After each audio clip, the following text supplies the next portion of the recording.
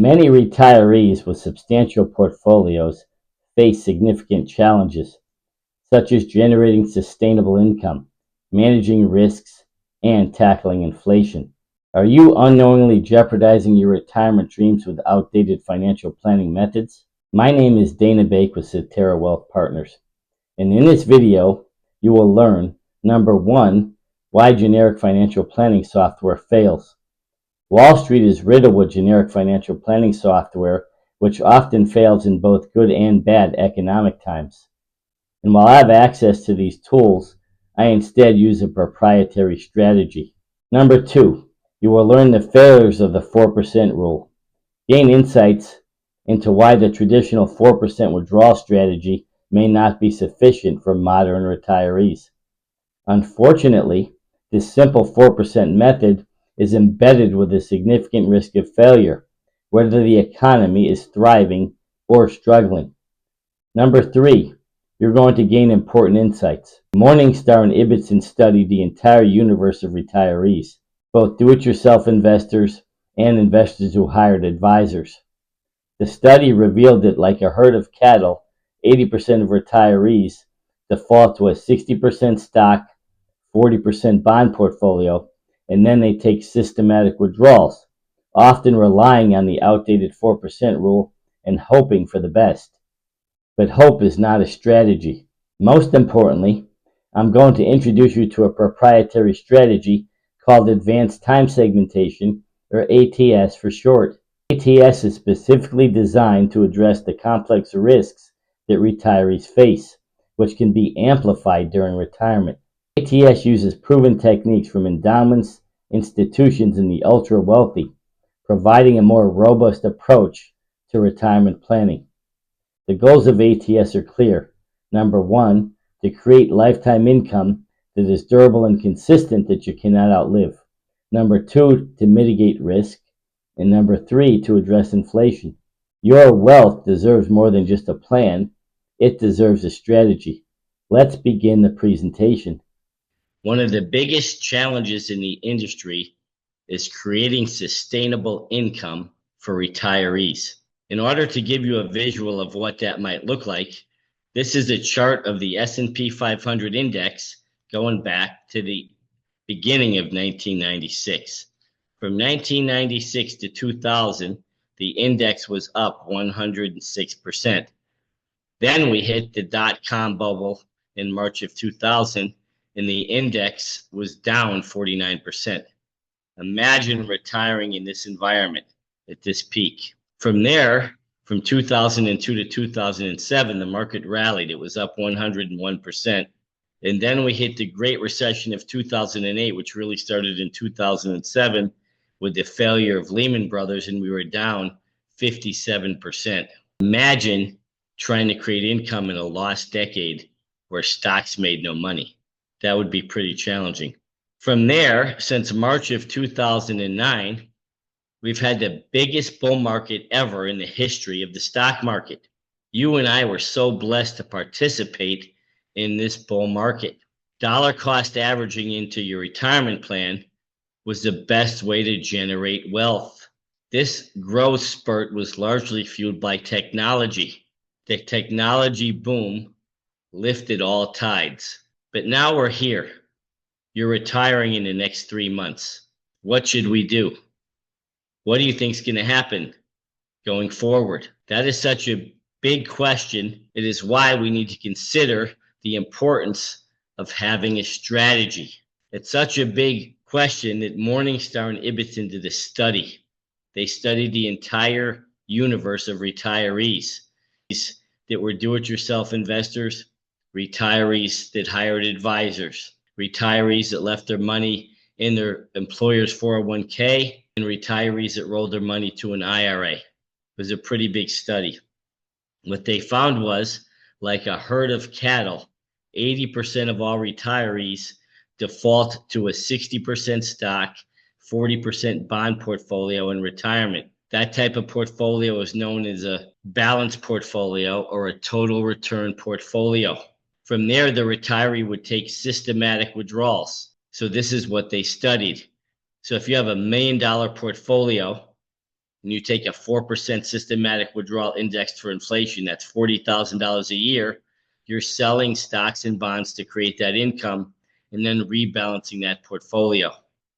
What Ibbotson and Morningstar found was when things start out well, if you take a 4% withdrawal from a balanced portfolio, there's an embedded 8% failure rate.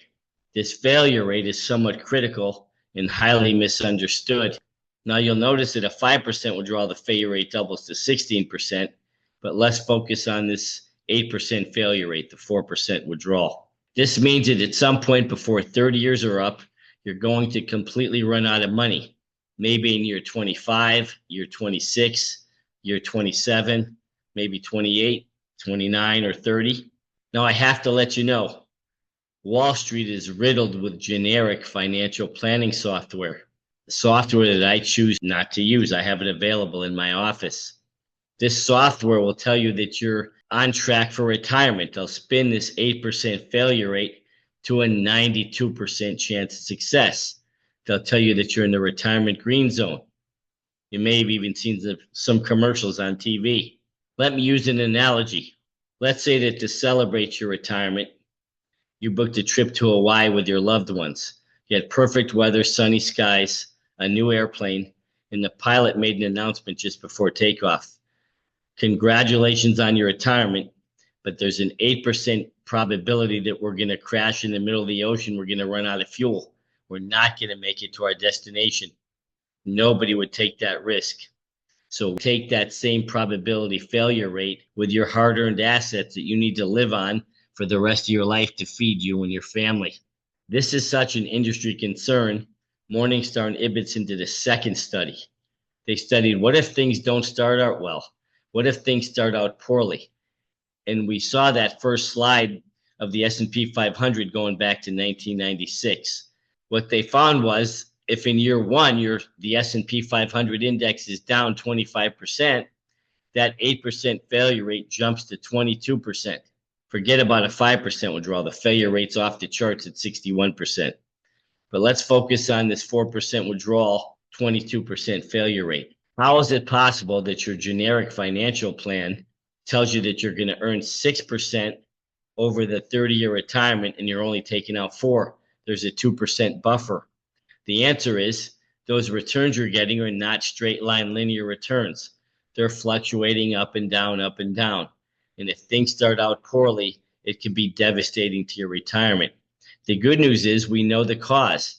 It's called a negative sequence of return. It's in the footnotes of the generic financial planning software.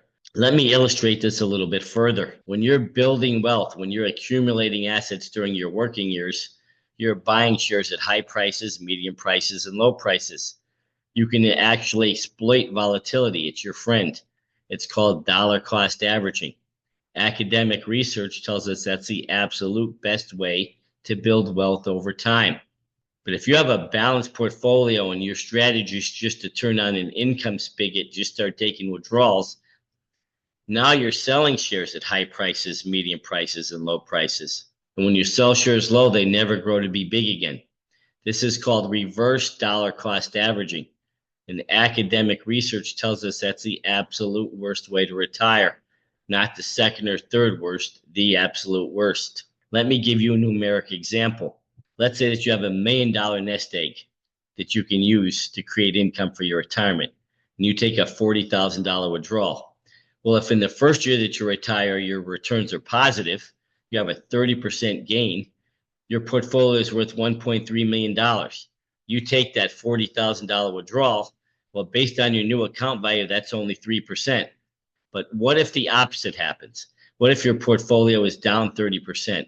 Your $1 million is worth $700,000, and now you're taking income. You're selling stocks and bonds to create income. $40,000 is a percentage of your lower portfolio value, $700,000, is now approximately a 5.7% withdrawal, which is probably not a sustainable withdrawal rate over a 30-year retirement. So what do we do differently? How do we mitigate this sequencing of returns risk? We do what the super wealthy pensions and endowments have been doing for quite some time. We match your assets to your income needs. We take short-term assets and we create current income. We pre-fund a future income need with a category called balanced, and we time segment long-term assets so that we can get long-term growth. We can let time mitigate risk. We don't have to touch these long-term assets for a minimum of 15 years. We can go through multiple economic cycles, multiple presidential cycles, and we can let those assets have the potential to grow over time. This is a traditional time segmentation, short-term, medium-term, and long-term. That is one approach. But our strategy is proprietary to Cetera. It's called advanced time segmentation. It tells us that we need to consider 5 main categories. It's advanced because we use a safety first or flooring approach. We need to consider contractual lifetime income, fixed income, balanced, long-term growth, and the category called income and growth, which can include alternatives which have nothing to do with stocks, bonds, or cash, things like real estate, credit, and energy. Now, I have to tell you, we may not need all of these 5 categories. If you have a robust pension from your employer, we may not need the lifetime income category. If you have a portfolio of real estate, maybe you own an apartment building, a shopping center, maybe you have some multifamily homes that are providing income on a monthly basis. We may only use 3 or 4 of these categories. We might use all 5. It just depends on the strategy and what you're trying to accomplish. Notice, I did not discuss investments whatsoever in this presentation. I'm often asked about different investments, mutual funds, ETFs, stocks, gold, Bitcoin. My answer is always the same standard answer. When it comes to investments, each investment has a specific purpose, a specific time frame, and a specific goals-based expected rate of return. So the first thing that we have to do is agree on a rough draft, a blueprint, a strategy. The investment conversation is secondary to creating that blueprint. I hope that you found this information helpful. We covered the importance of having a strategy and the risks relying on generic financial plans, which are common in the industry. Your wealth deserves a strategy. If you would like to learn more, please click on the link to schedule a strategy session. Together, we can determine if this approach may or may not be beneficial to you. Thank you for your time and welcome to Advanced Time Segmentation.